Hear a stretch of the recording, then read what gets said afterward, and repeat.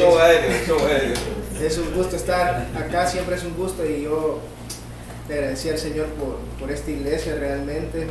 Gracias a la familia del pastor René por estar en esta obra realmente ya de ratos, y créanme que es una bendición, y le agradecí a Dios por esto, ¿verdad?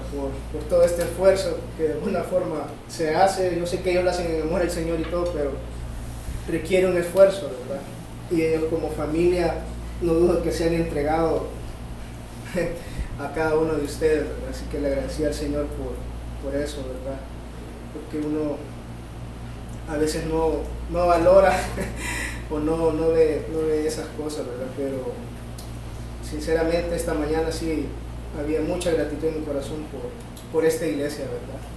Por esta iglesia, por la actual, por la que estuvo antes, porque fue ahí donde Dios también me permitió a mí conocerle, ¿verdad? Fue este lugar que Dios usó para poder conocerle, y créanme que es lo mejor que ha pasado en mi vida. Así que gracias por invitarme, hermano, es un privilegio realmente. Estamos muy agradecidos con mi esposa por que nos tomen en cuenta. Pero bueno, yo sé, ya estamos a 5 de febrero, ¿verdad? Ya pasó enero, dicen que es el mes más largo del año, ¿verdad? No sé por qué, quizás por el dinero, ¿verdad? Que no alcanzamos, no se siente, que nunca nos llega el pago. Y aunque ya estamos en febrero, todavía quedan 11 años, y yo quisiera 11 meses. Y yo pensaba, ¿qué planes tenemos nosotros para este año? ¿Qué planes ustedes se han propuesto, verdad? Todos tenemos metas, todos nos proponemos algo, y quizás me gustaría preguntarles así al azar qué plan tienen o qué han considerado. No sé, hermana Rina, si nos puede decir algún plan que tenga, alguna meta para este año. La misma de todos los años, servirle al Señor con todo el corazón, a su pueblo y a mi familia. Denis, ¿alguna meta que tengas para este año? Seguir buscando de Dios. Henry, ¿alguna meta para este año? Comprar mi casa. Eso. Todos tenemos metas, ¿verdad? Todos tenemos algo por lo que queremos luchar, digamos, pero también tiene un sacrificio esa meta, ¿verdad? Buscar, hacer algo. No sé, Henry, ¿qué has pensado que requiere esa meta de comprar casa? ¿Qué sacrificio has pensado? Aparte del dinero, pero... Creo que también responsabilidad, planificación, paciencia, un montón de cosas. No del todo agradable. Y me imagino que tenés que, de alguna forma, no vas a gastar lo mismo. No. Ahorita, si querés tener esa meta, me voy a limitar. Se va a limitar, dice Henry. Entonces es un sacrificio que él va a hacer. Pero esta mañana yo quisiera que habláramos de algo que también Dios desea que como hijos hagamos, ¿verdad? Que tengamos esa meta, una meta muy importante para nuestra vida cristiana, y es conocer la voluntad de Dios, comprender qué Dios desea para nosotros que somos sus hijos, para que busquemos en oración realmente, supliquemos ser llenos de ese conocimiento de la voluntad de Dios. Es muy importante para poder vivir de una forma en la que se agrada al Señor y le podamos glorificar. Así que esta mañana quisiera que me acompañaran a Colosenses 1, versículo 9. Colosenses 1, versículo 9.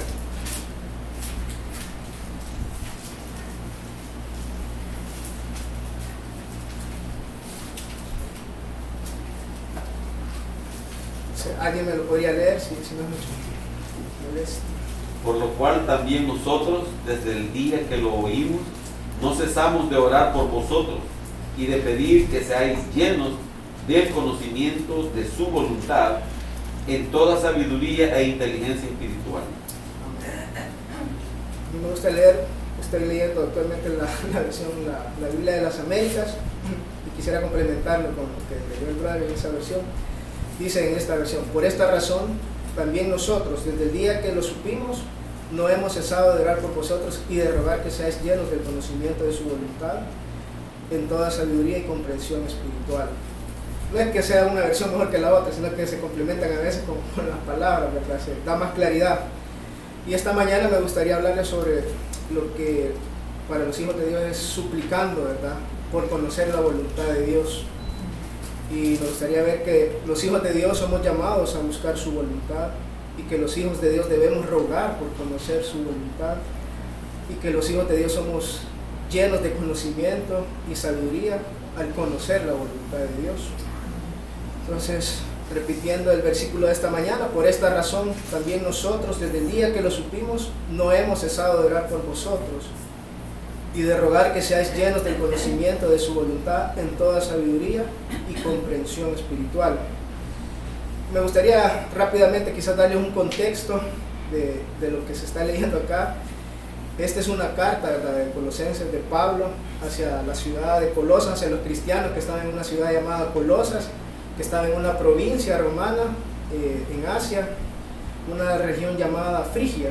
Se encontraba en un valle que se llamaba Licus, era un poco al este de la ciudad de la Odisea, se llama, que era más grande y popular. Realmente Colosas era una ciudad, una región, una provincia, dice aquí, chiquita, pequeña, que en sus inicios fue bien importante, pero luego otras ciudades fueron prosperando, fueron creciendo y se vio como un poco disminuida, ¿verdad? Entonces era pequeña y por las normas políticas y económicas de esos días era realmente la ciudad menos importante, dice, para recibir las cartas de Pablo.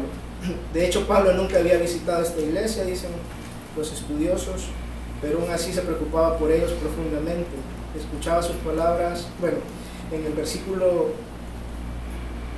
1 del capítulo 2, si me acompañan, capítulo 2, versículo 1, si alguien me hace el favor de leérmelo. Colosenses 2, versículo 1. Porque quiero que sepáis cuán gran lucha tengo por vosotros y por las que están en la Odisea y por todos los que nunca han visto mi rostro. Amén. Entonces, él siempre, a pesar que no lo habían conocido personalmente, pero él estaba profundamente preocupado por él y conocía lo que pasaba en esa iglesia por otros hermanos que le informaban a él, por decirlo así. Entonces, mientras Pablo estaba en prisión, lo visitó un hombre llamado Epafras, que era de la ciudad de Colosas, y él fue que le dijo a Pablo sobre algunas enseñanzas que estaban llegando a la iglesia de Colosas. Y así que para defender a la iglesia contra esta enseñanza, Pablo escribió esta carta a los Colosenses, ¿verdad? Y aunque no sabemos los detalles a cabalidad de los problemas que estaban pasando en la iglesia o las prácticas, por decirlo así, religiosas que se estaban dando en esa iglesia, algunos dicen que había filosofía griega que estaba llegándoles ahí, habían algunas prácticas, pero Pablo escribió esta carta para eso, ¿verdad?, para animarlos a recordar lo que realmente Dios dice en su palabra, desea para nosotros y lo que ellos deben conocer para no darle espacio a lo que estas otras creencias dicen. Entonces, Pablo, al conocer esta situación, se ve la necesidad que tienen los cristianos en Colosas por conocer más la voluntad de Dios, y por eso le dice él que ha estado orando, como vimos en el texto, ¿verdad? Pero dice también que ha estado rogando, ¿verdad?, porque ellos vengan al conocimiento de la voluntad de Dios. Y es ese conocimiento de la voluntad de Dios que los va a ayudar a no cometer esas prácticas religiosas, ¿verdad?, que no son agradables al Señor y no le glorifican.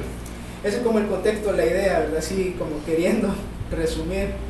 Pero lo primero que quiero ver es que veamos y nos enfoquemos en el texto que dice esta parte, por esta razón.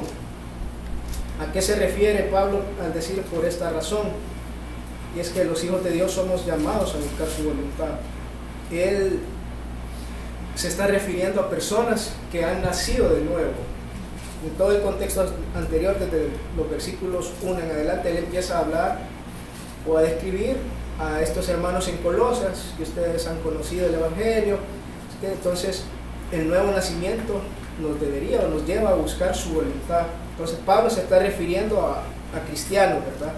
Pablo, apóstol de Jesucristo, dice, si me acompañan al versículo 1 del capítulo 1, de Colosenses, perdón.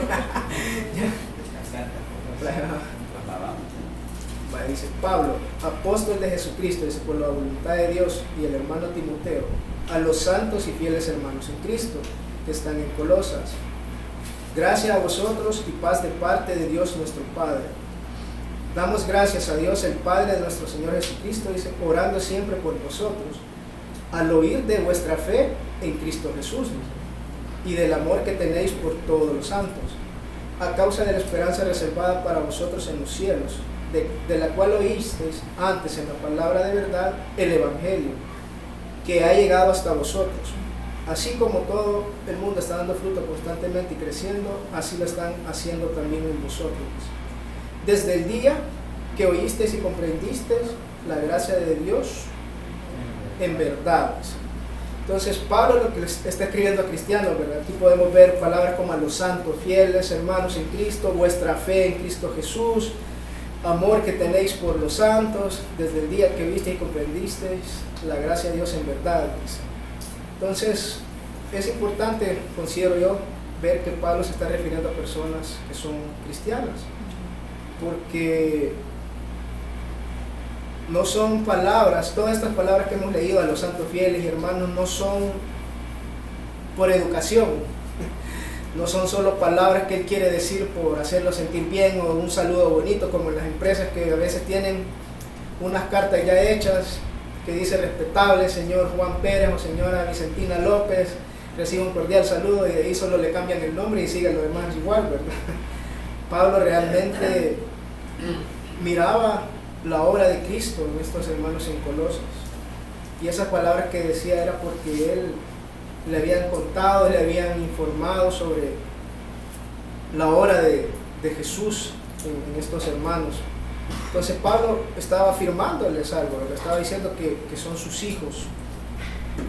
Entonces nosotros también, por la misericordia de Dios, somos sus hijos, ¿verdad? Nosotros también podemos decir que somos fieles y santos en Cristo, tenemos fe en Cristo, tenemos amor por otros miembros de la iglesia, ¿verdad? Entre otras cosas. Así que el nuevo nacimiento yo creo que nos debería llevar a buscar su voluntad por medio de la oración y la lectura de la palabra. Entonces, buscar la voluntad de Dios en la oración es también importante. Si bien el texto no nos sugiere directamente o no nos está mandando a orar por conocer la voluntad de Dios, pero creo que Pablo nos está dando un ejemplo que ora por esta iglesia, ¿verdad? Él está orando, dice en este versículo, y creo que es muy válido que nosotros podamos considerar ese ejemplo para que nosotros también nos dispongamos a hacer lo mismo como hijos de Dios, porque nosotros como hijos de Dios deberíamos de orar por conocer la voluntad de Dios. Esto creo que nos hace reflexionar que nosotros debemos también tener este anhelo, ¿verdad? Y que también podamos orar entre nosotros mismos, porque Dios nos ayude a conocer su voluntad como iglesia, como hermanos. Y yo sé que oramos por muchas cosas y está bien, debemos orar por muchas cosas, por las metas que tenemos, por las cosas que nos hemos planteado para este año, pero pocas veces, creo yo, como hijos de Dios, nos preocupamos por orar, por conocer la voluntad de Dios. Y creo que deberíamos de orar juntos, como hermanos, para conocer la voluntad de Dios, orar unos por otros, aunque sea en la casa, individualmente, pero creo que es bonito considerar esta razón, ¿verdad? ¿Por qué orar por la voluntad de Dios? Igual, el mayor ejemplo de oración sabemos que es nuestro Señor Jesucristo, creo que nadie ha orado como Él, pero como estamos hablando de la carta a Colosenses, me gustaría también destacar esta vida de oración de Pablo por las iglesias que él conocía. No solo lo puso en práctica para la iglesia de Colosenses, sino también para otras muchas iglesias. Si gusta, vamos a Romanos 1:9, si me acompañan. Oye, si me ayudan a leerlo, les voy a molestar que me ayuden. Porque testigo me es Dios, a quien sirvo en espíritu en el Evangelio de su Hijo, que sin cesar hago mención de vosotros siempre en mis oraciones. como ven, Pablo está orando, ¿verdad? Dice que ora por esa iglesia aquí en Roma, ¿verdad? Igual podemos ver el ejemplo en Efesios 1:16, si alguien me acompaña. Y si lo lee yo solo, por favor. No ceso de dar gracias por vosotros, haciendo memoria de vosotros en mis oraciones. Filipenses 1:4, esa era otra iglesia, ¿verdad? En Éfesos, la que acabamos de leer. Filipenses 1:4. Siempre en todas mis oraciones rogando con gozo por todos vosotros. Es otra iglesia, ¿verdad? Por la que él oraba. Pablo dice en los estudiosos que oraba bastante por las iglesias. O sea, su relación muchas veces por las distancias y todo en ese tiempo era a través de la oración. Él oraba bastante por las iglesias que él conocía y por las que él sentía carga. Entonces es bonito considerar este ejemplo y que este 2023 nosotros también podamos tener como meta orar, ¿verdad? Orar por conocer, por crecer en el conocimiento de su voluntad, pero también los hijos de Dios estamos llamados a buscar su voluntad en oración y en la palabra, ¿verdad? Yo creo que la oración es muy importante, pero la palabra de Dios creo que es más importante aún, ¿verdad? Buscar su voluntad en la Biblia. En el texto hemos podido apreciar cómo Pablo está orando por cristianos genuinos en muchas iglesias y que probablemente, en este caso de Colosas, han dejado de alguna forma de hacer su voluntad y los han llevado a participar en prácticas religiosas, ¿verdad? Valga la redundancia. Pero Pablo no oró solo por los colosenses, él no solo se quedó orando, sino que si nosotros seguimos leyendo toda la carta, él dio otras explicaciones sobre temas muy importantes, ¿verdad? Luego, más adelante en los versículos, por ejemplo, viene y habla de la preeminencia de Cristo. Él les está recordando, ¿verdad?, lo que dice su palabra, lo que dice el Evangelio, lo que realmente es la preeminencia de Cristo. ¿Por qué? Porque una de las cosas que estaban pasando en la iglesia de Colosas era, por ejemplo, que ellos debían de adorar a ángeles, por así decirlo. Habían unas creencias, unas prácticas que se estaban metiendo en la iglesia que decían que debían de orar a ángeles. Pero la palabra de Dios no nos dice que debemos adorar a los ángeles, ¿verdad? Entonces, Pablo empieza a explicarle, ¿verdad?, muchas cosas. Vemos una forma práctica, no solo, no voy a quedar orando, como decimos a veces, no voy a quedar orando por perder 10 libras, que no sé qué, pero seguimos comiendo de todo, creo que también debe de haber una práctica, ¿verdad?, de realizar algo. Entonces, él les dio explicaciones muy importantes que buscaban disipar las dudas de los cristianos en Colosas, porque quizás probablemente no tenían claridad en estos temas, o se les había olvidado realmente todo lo que en algún momento ya se les había compartido. Entonces, eso al final se traduce en conocer la voluntad de Dios, al recordarle todos esos temas, y eso le ayudaría a esos cristianos a evitar errores doctrinales y hacer de prácticas religiosas que no agradan al Señor. De igual forma, nosotros, si venimos a la palabra de Dios, vamos a ver cuál es su voluntad para nuestras vidas, y eso nos va a ayudar a no creer en otras prácticas religiosas que, aunque sean bonitas y suenen bien, pero que realmente el Señor no las está diciendo en su palabra. Amén. Y no es algo que, más allá que nos beneficie, que no le estamos agradando a Él. Entonces aquí me gusta de un libro que saqué este texto, que dice que Pablo continúa diciendo, por el contrario, dice, escuchar a Dios fuera de la Biblia, dice, en estos últimos días siempre es algo más tenue, dice, menos claro y menos autoritativo, dice. No hay ninguna promesa en la Escritura que diga que Dios nos va a hablar por otro medio que no sea el Espíritu hablando a través de su palabra, dice. Así que vemos qué importante es buscar la voluntad de Dios en su palabra. Por ejemplo, hablando de estas prácticas, hay personas que aún en la iglesia no creen que Jesús va a regresar por segunda vez a este mundo. ¿Cuál creen ustedes que es la voluntad de Dios en cuanto a ese tema? ¿Qué dice la Biblia sobre la segunda venida de Cristo? No sé qué versículos utilizarían ustedes, hermanos, para decirle a algún hermano que no cree que el Señor no va a venir por segunda vez a este mundo, ¿verdad? Pues si sabemos cuántos versículos hay de que nos hablan de la segunda venida de Cristo. Incluso yo creo que algunos no solo creen que no va a venir por segunda vez, sino que algunos están esperando que venga, ¿verdad? Para algunos ni creen que ya vino el Mesías, ¿verdad? Pero la palabra de Dios nos enseña que Jesús es el Hijo de Dios, que Él vino a morir a este mundo por cada uno de nosotros, que resucitó y que Él fue el Cordero de Dios, ¿verdad? Que por medio de Él nuestros pecados fueron perdonados. Así que Dios ha cumplido su voluntad, ¿verdad? De mandar a su Hijo a morir por nosotros, y va a cumplir su voluntad de que Él venga por segunda vez, como lo dice su palabra. Entonces, si me acompañan a Lucas 24, Lucas 24, 50, 53.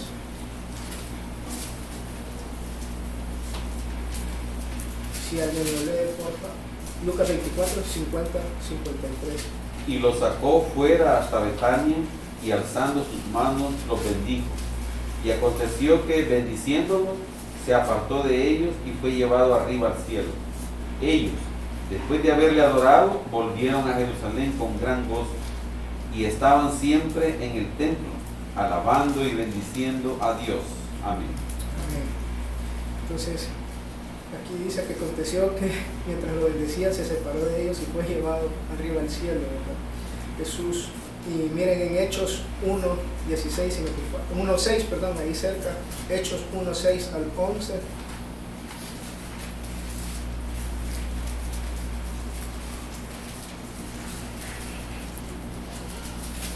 Entonces los que se habían reunido le preguntaron diciendo: Señor, ¿restauraréis el reino a Israel en este tiempo?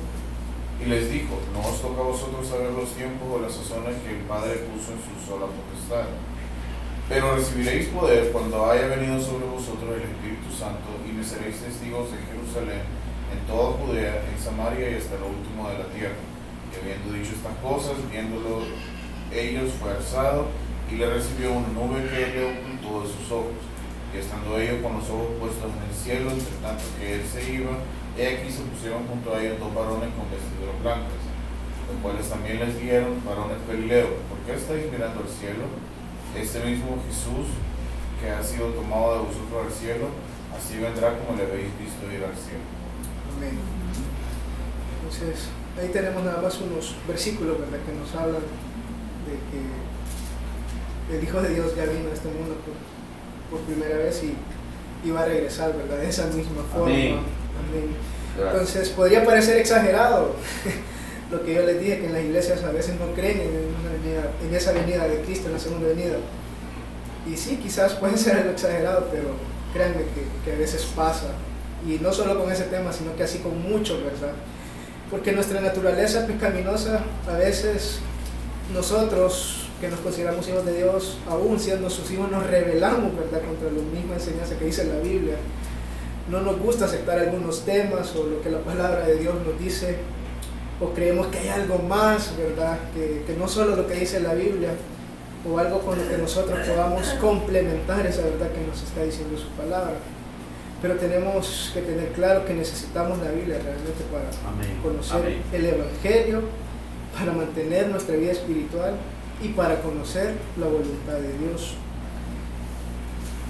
Me gusta algo que dice la teología sistemática, dice: a decir verdad, si no hubiera palabra de Dios escrita, no pudiéramos tener certeza en cuanto a la voluntad de Dios por nuestros medios tales como la conciencia, dice, el consejo de otros, el testimonio interno del Espíritu Santo, circunstancias cambiantes y el uso de razonamiento científico y sentido común.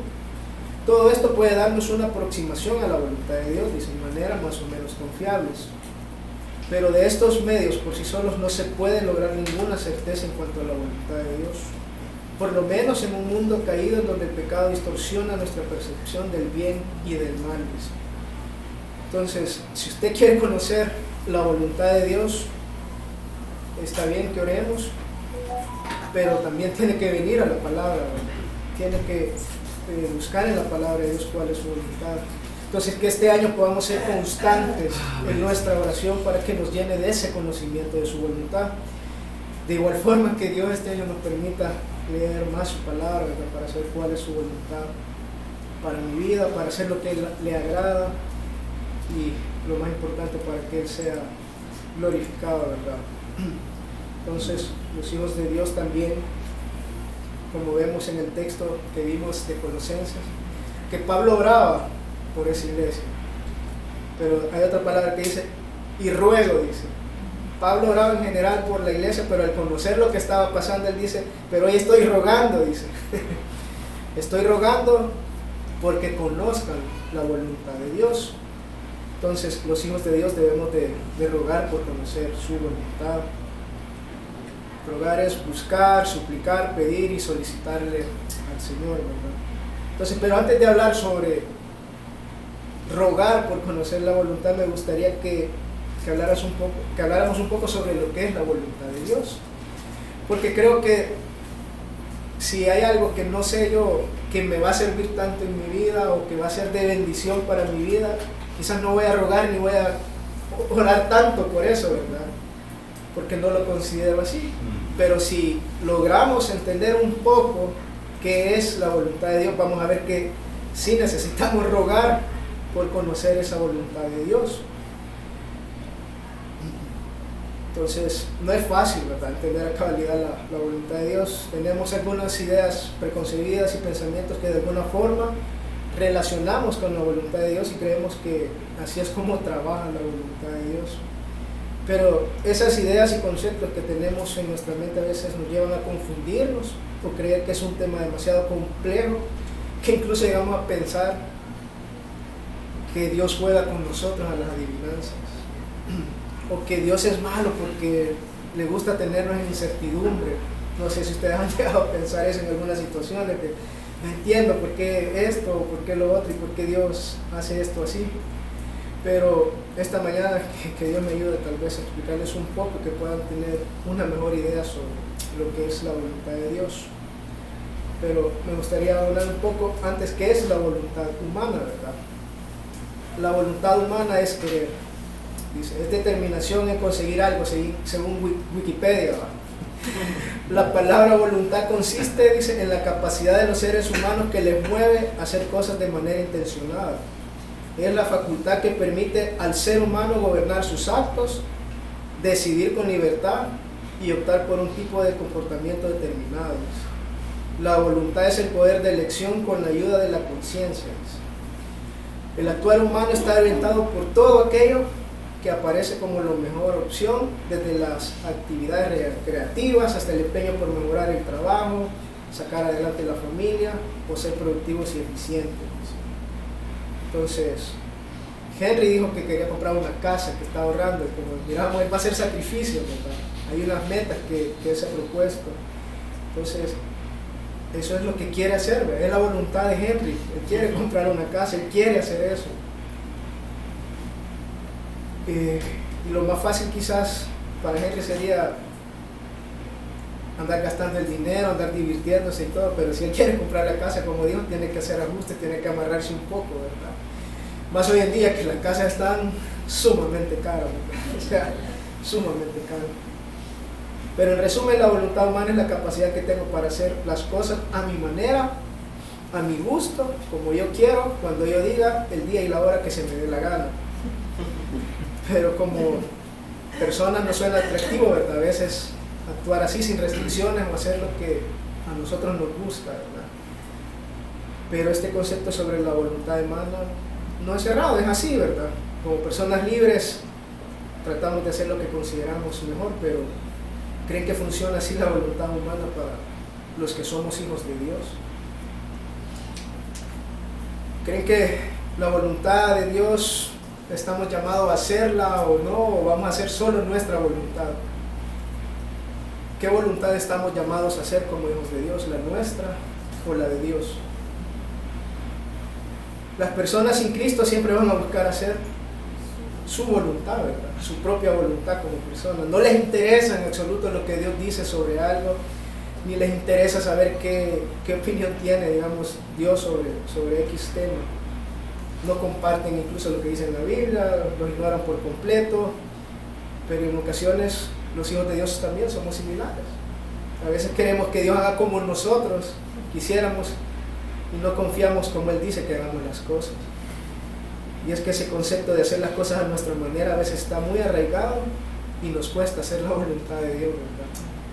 Pero como hijos de Dios estamos llamados a hacer su voluntad, no lo que nos dé la gana de nosotros. Así que, ¿qué es la voluntad de Dios? La voluntad de Dios es el atributo de Dios por el cual Él aprueba y determina realizar toda acción necesaria para la existencia y actividad de sí mismo y toda la creación.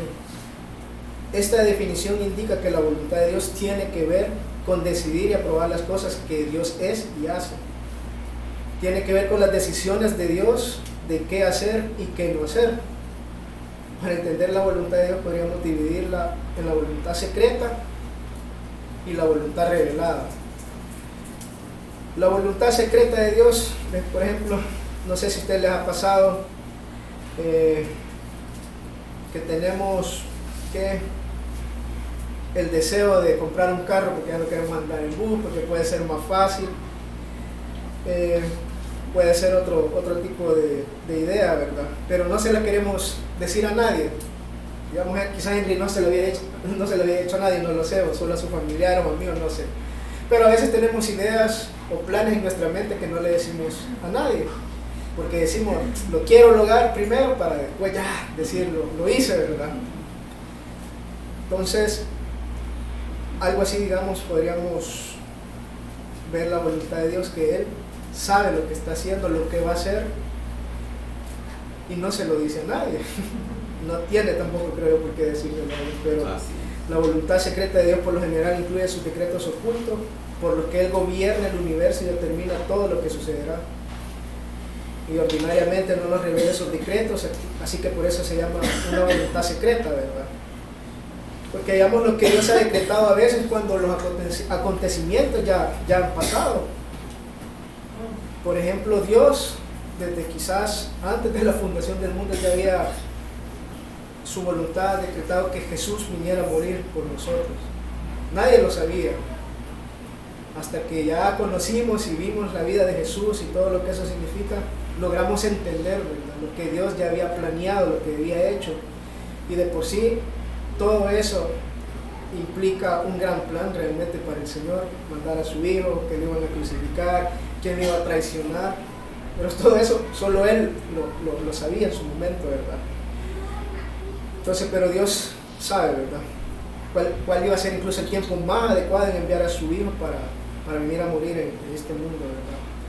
Entonces, debido a que esta voluntad secreta de Dios tiene que ver con sus decretos de acontecimientos en el mundo, aspectos de la voluntad de Dios, a veces se le llaman los decretos también de Dios, no solo la voluntad oculta, sino que se le llama como la voluntad de decretos. Estaba analizando un libro con respecto a este tema de un pastor que se llama Kevin DeYoung, y me gusta cómo él quizás explica un poco lo que es la voluntad de decreto o la voluntad secreta. Él dice que Dios siempre hace lo que quiere. Dice, al examinar la Biblia vemos que la voluntad de Dios tiene dos lados, lo que decíamos. Por un lado está la voluntad secreta. Esto se refiere a que Dios ha ordenado, dice, lo que Dios ha ordenado. Todo ocurre conforme a los decretos soberanos de Dios, y todo lo que Él decreta va a pasar. Es decir, que la voluntad de Dios en sus decretos no puede ser frustrada, es inmutable e inamovible. Dios es soberano sobre todas las cosas, dice. Entonces, Dios manda sobre los animales, ¿verdad?, sobre los ángeles, sobre los espíritus y todo. Entonces, aún sobre la enfermedad y la muerte. Agustín dijo, la voluntad de Dios es el fundamento de todas las cosas, dice. En otras palabras, lo que Dios ordena va a ocurrir. y lo que ocurre es conforme a la voluntad de Dios. Esto me refiero a la voluntad de Dios en sus decretos. ¿Sí? Entonces, si me acompañan a Efesios 1:11. Efesios 1:11. Si alguien me lo lee, por favor.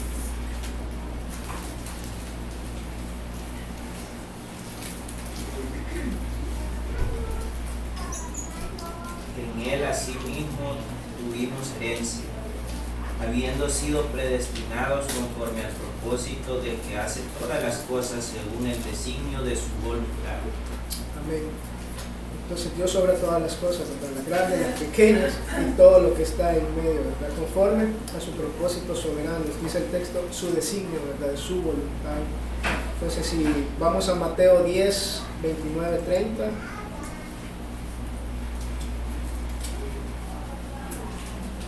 Mateo 10, 29, 30.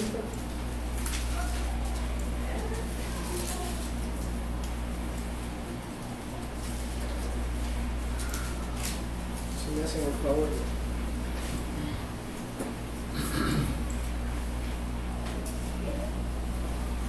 Mateo 10, 29, 30. No se venden los pajarillos por un cuarto, con todo ninguno de ellos cae a tierra sin vuestro Padre, pues aún vuestros cabellos están todos contados. Amén. Pues Dios controla todos los detalles de la vida, ¿verdad? Él no solo planifica cosas grandes, Él conoce el gorrión más pequeño, conoce nuestras canas, ¿verdad? Incluso, entonces, gracias a Dios porque Él conoce todo, ¿verdad? Entonces, si me acompañan a Hechos también 4, 27, 28. Hechos 4, 27, 28.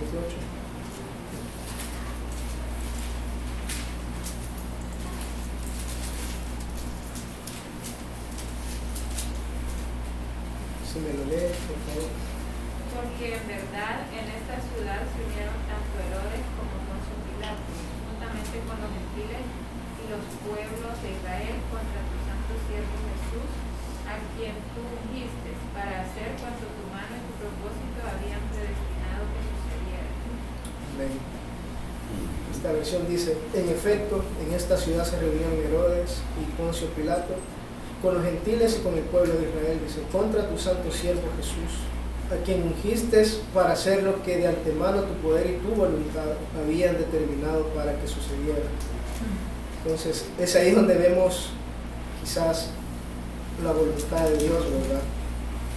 Y aunque suene un poco sorprendente, el acto más malvado y más justo que se ha hecho en esta tierra, es decir, el asesinato de Jesús, ocurrió conforme a la voluntad de Dios, ¿verdad?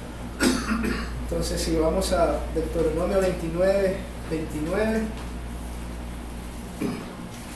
Deuteronomio 29, 29, y es por eso que él hace su voluntad, lo que se ha dicho, se hace.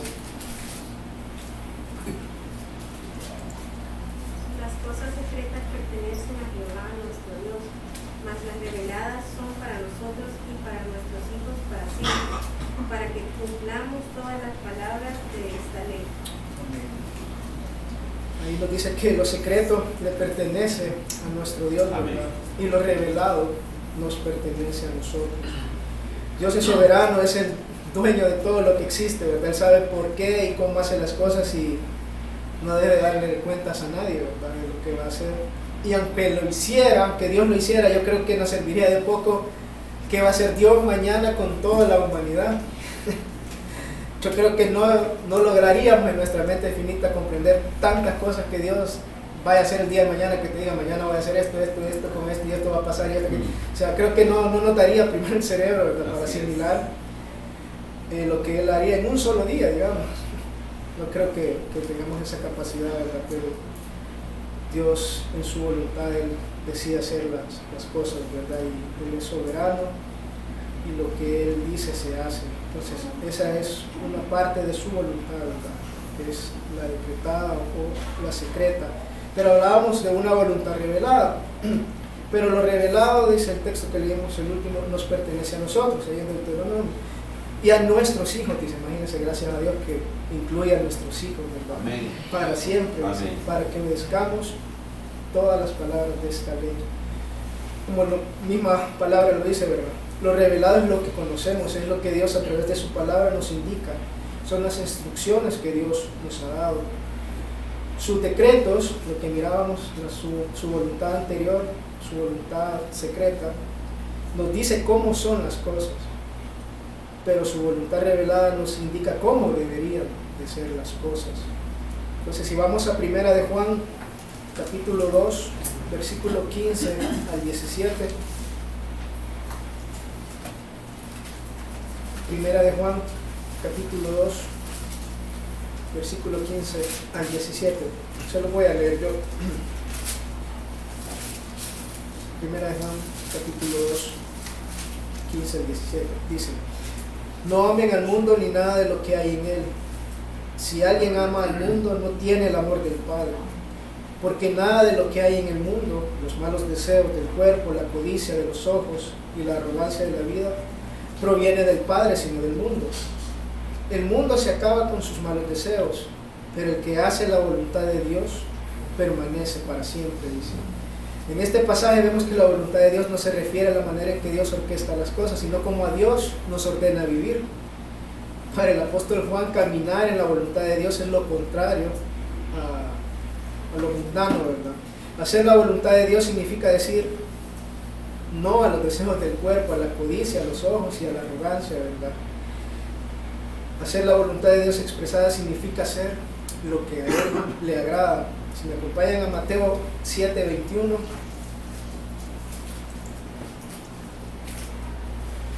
Mateo 7:21.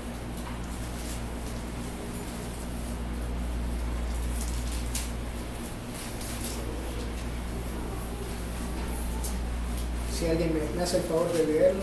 Mateo 7:21. No todo el que me dice Señor, Señor, entrará en el reino de los cielos, sino el que hace la voluntad del Padre que está en los cielos. Amén. Amén. Una vez más vemos como la voluntad revelada de Dios se refiere a la obediencia, ¿verdad?, de su palabra, andar en sus caminos, tal como Cristo lo dijo en esta ocasión, ¿verdad?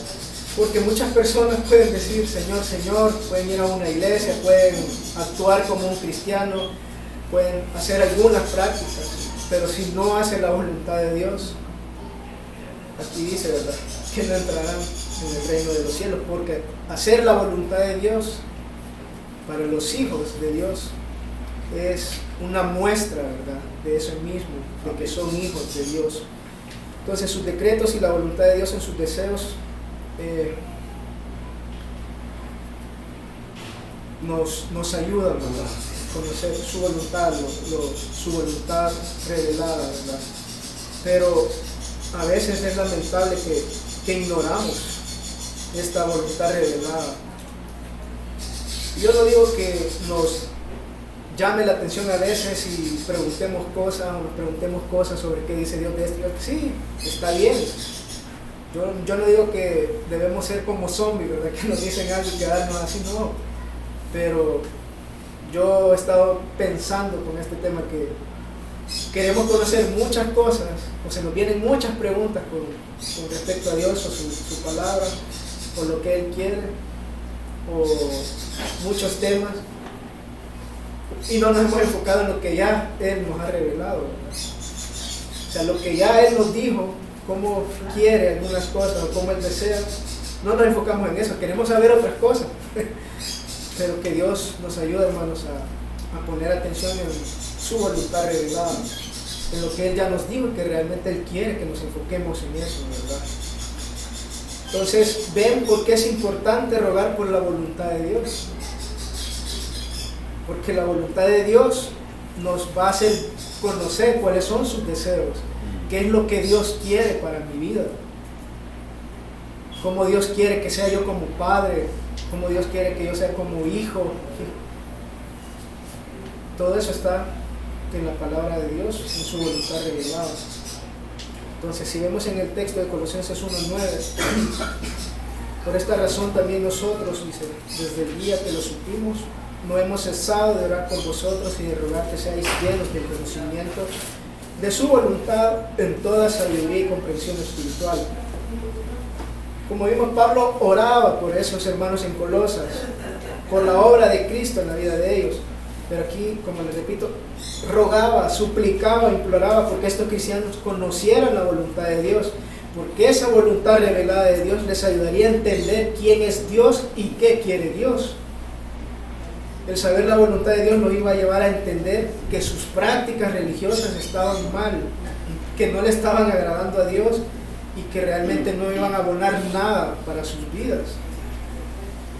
Entonces, por eso Pablo rogaba, porque estos hermanos conocieran la voluntad de Dios. Y como vemos, es bien importante, ¿verdad?, conocer la voluntad de Dios. Entonces, nosotros también podemos caer en situaciones similares, como lo hablábamos, de estar deshonrando a Dios o ignorando lo que Él desea para nosotros, porque ignoramos lo que Él quiere que hagamos, ¿verdad? A veces creemos que estamos haciendo algo bueno por el simple hecho de que yo me siento bien con lo que estoy haciendo, porque esto es bonito, porque es agradable. Yo no veo que ofenda a nadie ni cause mayor controversia en la iglesia, pero el no saber la voluntad de Dios nos puede llevar, en nuestra ignorancia aún, ofender a Dios. Entonces, que este año, hermanos, podamos rogar por conocer la voluntad de Dios, que este año podamos leer más la Biblia, podamos orar más al Señor y, como Pablo hacía, rogar, ¿verdad?, por conocer la voluntad de Dios, porque como vemos es bien importante para nuestras vidas conocer la voluntad de Dios. Entonces, lo tercero que quiero ver con ustedes es que los hijos de Dios son llenos del conocimiento y de sabiduría al conocer esta voluntad de Dios. Entonces, aquí hay otro punto para que consideremos y valoremos el por qué debemos conocer esa voluntad de Dios. Ya vimos que conocer su voluntad de Dios nos va a ayudar a saber lo que Dios quiere que hagamos, cómo quiere que hagamos. Pero también podemos ver que el conocer esa voluntad de Dios nos va a dar sabiduría y conocimiento. Entonces dice William MacDonald, que es que ha hecho un comentario bíblico, que ha estudiado, ¿verdad?, este texto, dice: Pablo querría que llegasen a ser conocedores del pleno conocimiento de la voluntad de Dios para sus vidas. Y es que este conocimiento se caracteriza por la sabiduría e inteligencia espiritual. Sabiduría para aplicar el conocimiento de la mejor manera e inteligencia para ver qué es lo que concuerda con la voluntad de Dios y qué es lo que entra en conflicto con ella. Entonces, ¿por qué quería el apóstol Pablo que los colosenses fuesen llenos del conocimiento de la voluntad de Dios? ¿Era para que pudiesen ser poderosos predicadores o unos grandes maestros? No. Era para que conocieran la voluntad de Dios. El verdadero propósito de la sabiduría y del entendimiento espiritual es capacitar a los cristianos para que anden como es digno del Señor, agradándole en todo.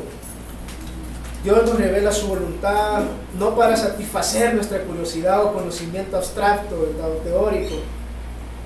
Tampoco tiene nuestra intención de satisfacer nuestra ambición u orgullo.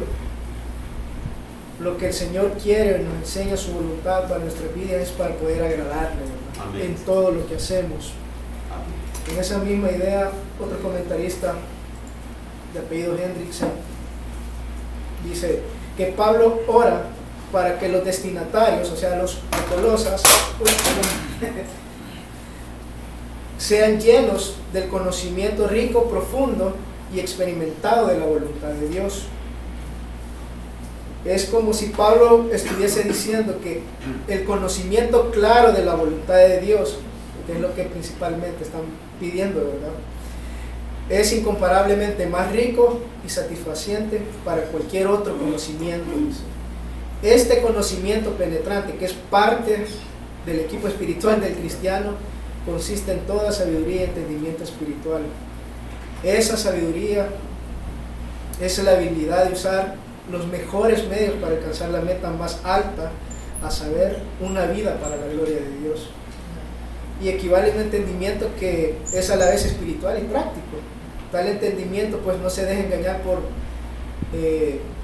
pensamientos bonitos, filosóficos, ¿verdad? Creencias bonitas aún dentro de la iglesia. Y nos ayuda también a reconocer a falsos maestros, ¿verdad? Entonces ven la importancia por la cual debemos rogar por esa voluntad, ¿verdad? Por conocer esa voluntad de Dios a través de su palabra, ser llenos del conocimiento de Dios. Ese conocimiento y sabiduría que nos da su palabra nos permite entender más quién es nuestro Dios, cómo es nuestro Dios y cómo quiere que vivamos nuestras vidas. Entonces, gracias a Dios, como les decía al inicio, por esta iglesia, ¿verdad? Porque podemos confiar que Dios permite que el pastor Ovidio realmente sea un hombre temeroso de Dios, prepare la palabra y les predique realmente lo que es su palabra. En otras iglesias, si ustedes supieran, se predican cosas que uno dice, da tristeza, ¿verdad? No da cólera, sino que da tristeza. Pero debemos orar también por esas iglesias, ¿verdad? Porque aparte que tildan a todos, ¿verdad? Los cristianos que hacen lo mismo, realmente más allá de eso es que no están conociendo lo que Dios dice realmente. Entonces la sabiduría es conocer a Dios y obedecer sus mandamientos, mientras que la necedad es darle la espalda a Dios, ¿verdad? Quiero, digamos, una perspectiva centrada en Dios, y eso es lo que necesitamos. Lo que necesitamos es vivir una vida piadosa, con sabiduría. Dios no nos dice el futuro, ni espera que lo adivinemos, ¿verdad? Cuando no sabemos a dónde ir y tenemos que enfrentar decisiones en la vida difíciles, no espera que andemos ahí a oscuras, ¿verdad? Tratando de encontrar cuál es su dirección, cuál es su voluntad. Él espera que confiemos confiemos en Él y que seamos sabios. Y si me acompañan a Proverbios, capítulo 2, versículo del 1 al 6. Proverbios 2, capítulo del 1 al 6. Si alguien me lo lee, por favor. Hijo mío, si recibieres mis palabras y mi mandamiento guardares dentro de ti, haciendo estar atento tu oído a la sabiduría, si inclinares tu corazón a la prudencia, si clamares a la inteligencia y a la prudencia dieras tu voz, si como a la plata la buscares y la escudriñares como a tesoro, entonces entenderás el temor de Jehová y hallarás el conocimiento de Dios, porque Jehová da la sabiduría y de su boca viene el conocimiento y la inteligencia. Amén. El versículo 5, ¿verdad?, nos da respuesta a una pregunta que ¿qué es la sabiduría? La sabiduría es comprender el temor del Señor y hallar el conocimiento de Dios. Hay un pastor que dice que en este proverbio la sabiduría siempre es moral. Dice, el necio, a diferente del sabio, no es como alguien que no sabe nada o que es como un tonto, por así decirlo, perdón la palabra, sino que el necio es aquel que no vive a la manera de Dios. Esta es la forma de ver este sabio en proverbios. Es decir, que una persona sabia es la que realmente llega a comprender lo que Dios quiere y vive de esa forma. Tiene esa sabiduría de saber lo que Dios ha dicho y de esa forma vive. Entonces la sabiduría es conocer a Dios y obedecer sus mandamientos, mientras la necesidad es darle la espalda a Dios para solo escucharnos a nosotros mismos a veces.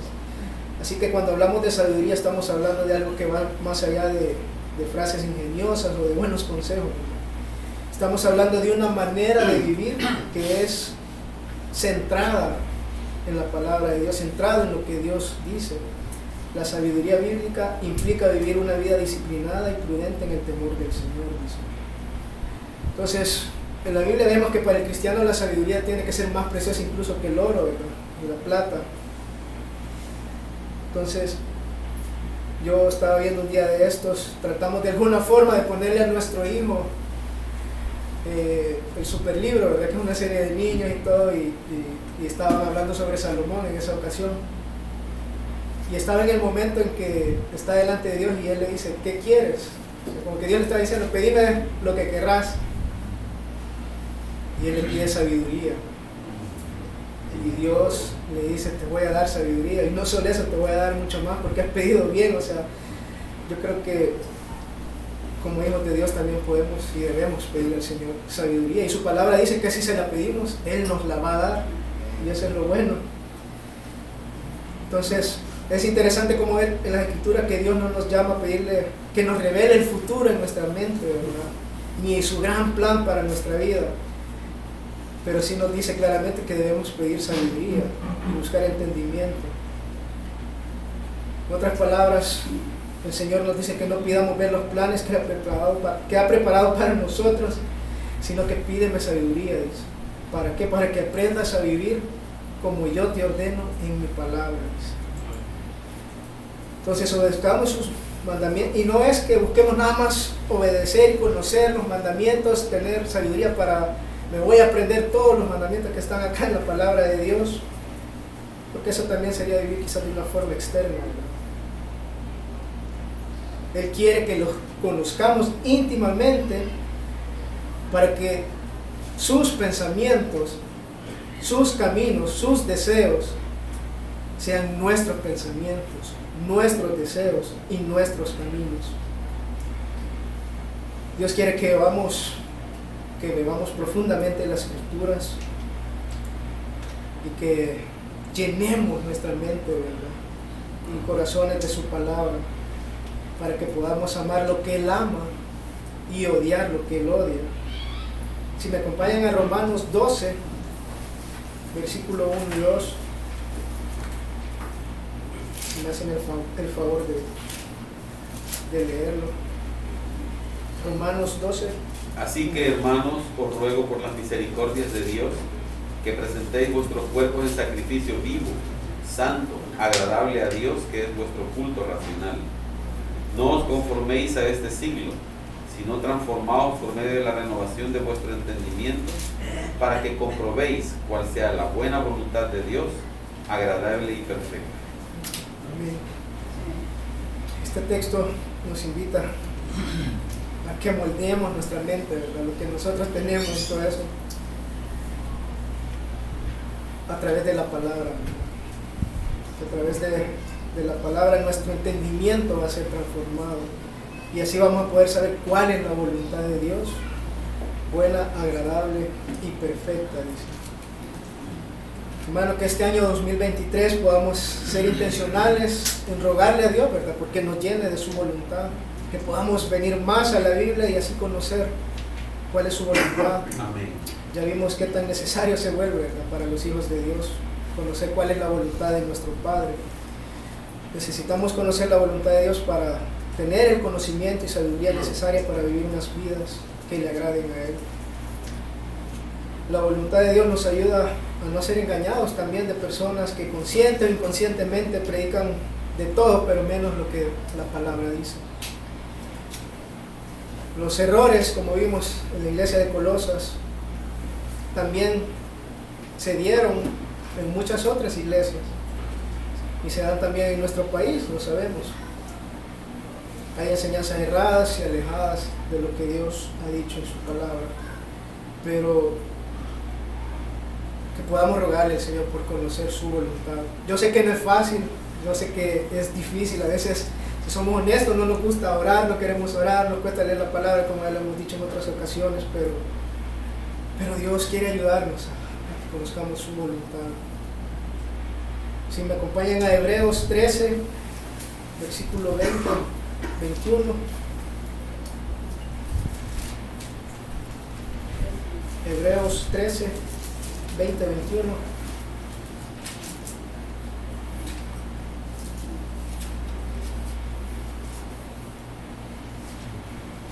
Si alguien me lo lee, si ya lo tiene.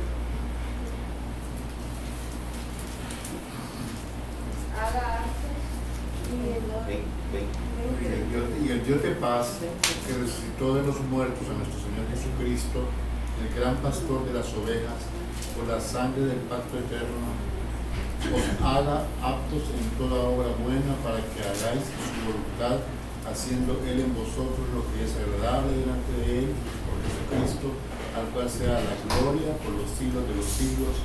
Amén. Amén. Como dijimos al inicio, hermanos, tenemos a Cristo, ¿verdad? Amén. Él nos va a ayudar, nos va a capacitar a lograr esto.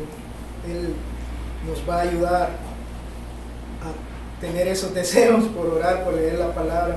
Nos va a ayudar a conocer la voluntad de Dios. Amén. Y que podamos orar como Dios decía en la oración modelo, ¿verdad? Padre nuestro que estás en el cielo, santificado sea tu nombre. Hágase, Señor, tu voluntad en la tierra como en los cielos. A esa voluntad que se está refiriendo en esa oración no es a lo que hablábamos de la voluntad secreta, sino a la voluntad revelada. Lo que está diciendo Jesús, o lo que nos está invitando a hacer al decir hágase tu voluntad, es, Señor, que nosotros aquí en la tierra obedezcamos tu voluntad como lo hacen en el cielo. En los cielos Dios dice y se hace, ¿verdad?, conforme a Él lo dictamina. Entonces que nosotros también, Señor, podamos hacer tu voluntad en esta tierra como se hace en los cielos. Entonces que podamos venir al Señor y pedirle a Cristo que nos ayude, ¿verdad? Él nos va a ayudar y podamos orarles para poder conocer su voluntad, ser llenos de su voluntad, para poder conocerle más y poder glorificarle y hacer lo que a Él le agrada. No sé si me acompañan y oramos al Señor esta mañana. Padre, gracias, Señor, por